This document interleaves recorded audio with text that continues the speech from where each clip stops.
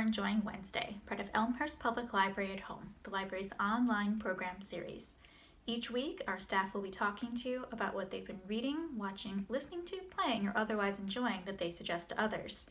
This week, I've been rewatching some of my favorite comedy specials.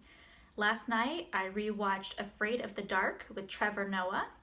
Trevor Noah talks about his childhood growing up in South Africa and the transition to moving to the US in adulthood and the strange differences between our two cultures.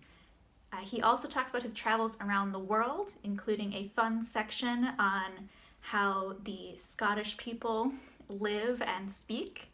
It was a lot of fun.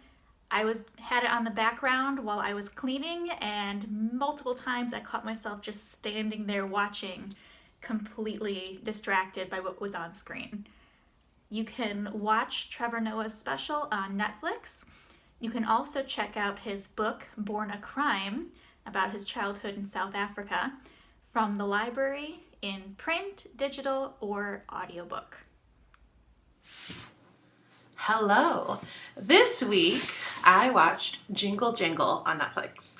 It's a festive winter movie about a genius toy inventor and what happens when the magic he infused into his work suddenly vanishes. The cast brings some serious star power. Forrest Whitaker, Keegan-Michael Key, Anika Noni Rose, Ricky Martin, Hugh Bonneville, and Felicia Rashad. It's produced by a team including John Legend, who also collaborated on the music and score, so you know it's good. This is one of those movies that you're gonna sing along and dance to, even during the first time you watch. The elaborate and colorful sets make this a film even the youngest can't turn away from. It is a sumptuous visual treat. The pacing is perfectly timed to keep your attention without missing all the wonderful details that make this an immersive and seemingly real world on film. It is, in short, spectacular, fantastic, wonderful, nostalgic, and delightful. The only possible outcome for this film is to take its rightful place among the most beloved of our holiday traditions. I look forward to watching it again, year after year, as I hope you will too. Jingle Jangle is available to stream on Netflix. Hey, I just have a book to recommend, The Great Believers by Rebecca Makkai. This story is told with two intertwining stories. You have one of Yale Tishman, who set in the mid-1980s during the AIDS epidemic. He's an art dealer who is seeing the devastation happen around him to his friends and his lovers. And then the second storyline is one of his friend's sisters. And that one's set in modern day, and she's struggling to grapple with how the AIDS epidemic really ravaged her life and devastated it. The two stories are beautifully intertwined as you read through the book.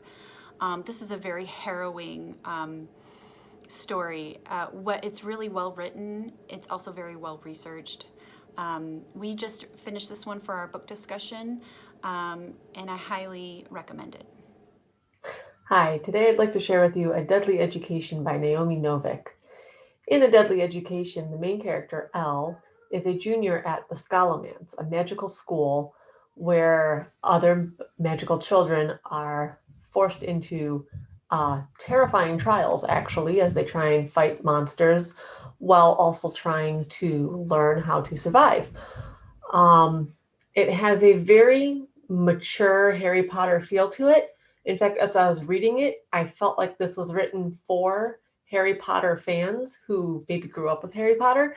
And then when I read the acknowledgments at the end, the author basically said, thank you for reminding me who this book was written for. I can't believe they're in their 30s. So all you millennials out there who loved Harry Potter growing up, this might just be your next read. This week, and for the past 15 years of my life, I've been enjoying the TV series Supernatural. This TV series is a story of two brothers who hunt monsters and save people. They live in a world where demons, witches, evil things exist, and although most people don't know about it, they hunt them down and save people. Although this show does have its spooky moments, sort of a Monster of the Week theme at times, there's an overall story arc every season, and throughout the entire series. With all of the humor and the classic rock soundtrack, this show has kept me entertained and tuning in every week that it airs.